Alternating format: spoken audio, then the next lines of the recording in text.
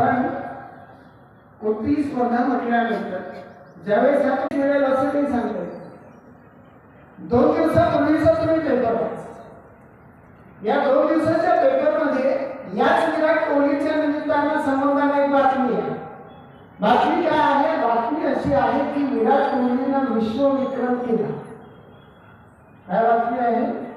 विराट कोहलीनं सचिन तेंडुलकरचा विश्वविक्रम मोडला. सचिन तेंडुलकर आणि विराट कोहली दोनही तोलामोलाचे खेळाडू आहेत. दोघांनीही आंतरराष्ट्रीय क्रीडा जगतामध्ये एवढे काही पराक्रम करून ठेवले आहे की त्यांनी घेतलेली प्रत्येक धाव ही एक विश्वविक्रम आहे.